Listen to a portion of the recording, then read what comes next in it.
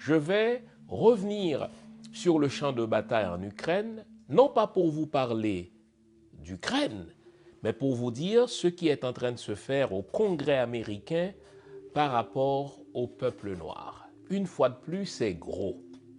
Une fois de plus, que l'on soit au XVe siècle, que l'on soit au XIXe siècle, que l'on soit au XXIe siècle, le comportement des peuples occidentaux vis-à-vis des Noirs, vis-à-vis de l'Afrique, vis-à-vis des peuples composés d'afro-descendants, le comportement, dis-je, des États occidentaux est resté le même. C'est ce que j'appelle le paradigme, n'est-ce pas, colonial.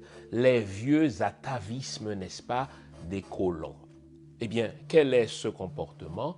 Pour un occidental, les pays africains, les pays formés majoritairement d'afro-descendants ne sont pas de véritables pays. Au fait, c'est considéré plutôt comme le grenier qui doit servir aux intérêts des peuples occidentaux. C'est insultant. Vous avez raison d'en être insulté. Et moi aussi, je me réserve le droit d'être insulté et de dire au Congrès américain, n'est-ce pas, mes 4 vérités. Personne n'en a parlé. Cette loi a été votée au Congrès américain le 28 avril, n'est-ce pas, 2022. Et dans le préambule de cette loi, la loi HR 7311, allez chercher cette loi. La loi HR 7311, eh bien, le préambule même de cette loi dit, c'est une loi qui a été conçue et votée de manière à contrer l'influence de la Russie en Afrique. Pour quelle raison? Parce que, ils l'ont dit, il y a là des ressources stratégiques dont les Américains auront besoin. Nous ne pouvons laisser la Russie avoir une grande influence en Afrique ou une grande influence dans les États noirs. Nous allons contrer cette influence et pour nous assurer que cette influence ira en diminuant, nous allons punir, nous allons exercer des représailles sur les États africains, sur les organisations africaines ou sur des individus noirs qui vont favoriser l'influence de la Russie en Afrique ou dans les États noirs. Et cette loi que vous devez lire, c'est une loi scélérate, va jusqu'à dire nous devons identifier ceux qui dans les médias, ceux qui dans l'opinion publique font la promotion du récit russe dans ce qui se passe en ce moment en Ukraine, parce que cette promotion-là aura des impacts sur l'influence des Russes en Afrique. Et là, je me suis senti concerné et j'ai dit, il faut leur dire aux congressmen américains, n'est-ce pas, mes 4 vérités, je vous emmerde.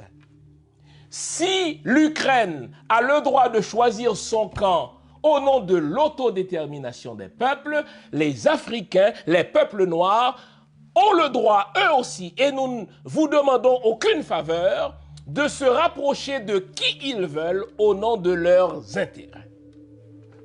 La table est mise, je vais maintenant faire l'exégèse de cette loi scélérate, de cette loi condescendante, de cette loi raciste à toute fin pratique, votée le mois dernier au Congrès américain, loi par laquelle les parlementaires américains, les congressmen disent « Nous allons exercer des représailles sur tous ceux qui veulent faciliter l'influence des Russes en Afrique ou dans les pays noirs. » Je vous emmerde. Article 2, alinéa B, dans cette loi scélérate votée au Congrès américain. Le Congrès américain dit « Nous allons contrer l'influence des Russes en Afrique et nous allons punir tous ceux qui sont complices du rapprochement des États noirs des Russes et qui travaillent à augmenter l'influence des activités russes en Afrique. » Donc, les Africains, eux, n'ont pas le droit de se rapprocher des Russes. Ils n'ont pas le droit d'identifier, n'est-ce pas, leurs véritables intérêts et de dire qu'ils préfèrent mieux le paradigme de collaboration avec les Russes que le paradigme de, si vous voulez, de colonisation avec les Occidentaux, s'ils osent penser en ces termes, nous allons les punir. Car, article 1er de cette deuxième section dans cette loi, l'influence grandissante de la Russie en Afrique contribuera à réduire les intérêts et les objectifs des États-Unis sur ce continent. Vous notez?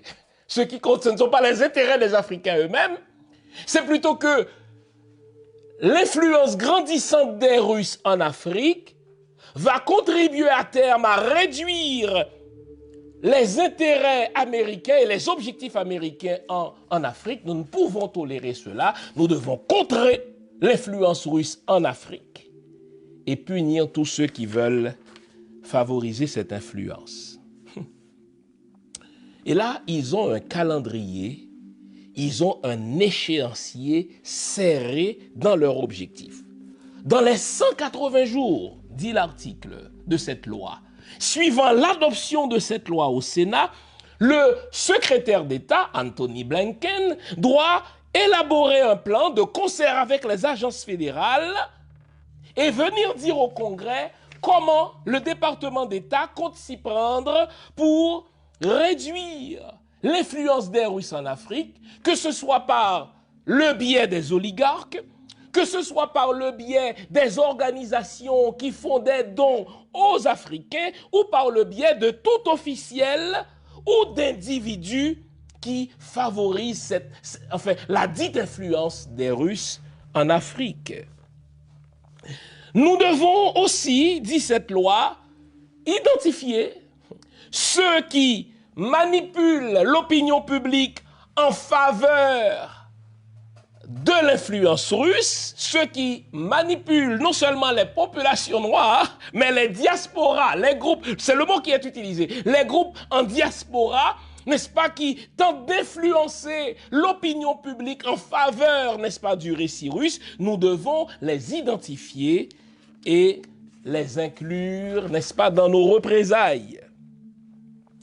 Les États-Unis, continue cette loi scélérate, doivent investir et s'engager, écoutez bien, dans le contrôle de secteurs stratégiques en Afrique. Donc, les secteurs stratégiques que les États-Unis identifient comme devant servir à leurs intérêts en Afrique, eh bien, le Congrès donne le droit à l'État américain de contrôler, ni plus ni moins, ces secteurs stratégiques en Afrique. Et les États-Unis identifient ces secteurs-là.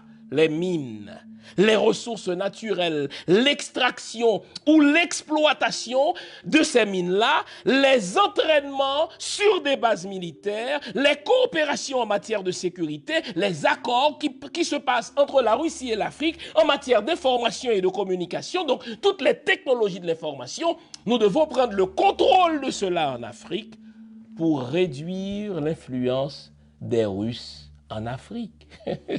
Donc, l'Afrique qui est le plus grand continent, l'Afrique qui bientôt, n'est-ce pas, hébergera 25% de la population mondiale, l'Afrique qui est le continent le plus riche, ne peut pas décider par elle-même. Les États-Unis disent dans leur foutue loi scélérate, nous devons contrôler n'est-ce pas, les secteurs stratégiques de télécommunications, les secteurs stratégiques de l'extraction et de l'exploitation des mines.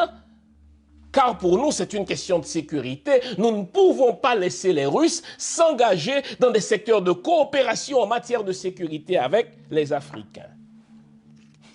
Et là, ils disent, pendant les prochaines années, nous devons identifier les gouvernements africains, identifier les officiels des gouvernements africains, identifier les individus qui facilite les transactions avec les Russes, que ce soit par des activités, n'est-ce pas, de donation, des activités, n'est-ce pas, de bienfaisance, ou bien des activités autres. Nous devons les punir, nous devons exercer des représailles contre eux. Pas seulement contre les officiels du gouvernement, Pas seulement contre les entités gouvernementales, pas seulement contre les organisations, mais également contre des individus, des gens comme vous et moi, n'est-ce pas, qui avons une influence sur la diaspora. Le mot diaspora est utilisé ici. Les identifier, exercer des représailles contre eux, parce que nous ne voulons pas d'hommes et de femmes qui se rapprochent, d'hommes et de femmes noirs, j'entends, qui se rapprochent des Russes, et s'ils osent le faire, nous allons les punir. Et dans cette loi scélérate, il y a 2 représailles qu'ils comptent exercer contre ces gens-là qui veulent un rapprochement des peuples noirs des Russes. On va geler leurs biens et on va leur interdire l'entrée aux États-Unis. Les mêmes vieilles méthodes scélérates.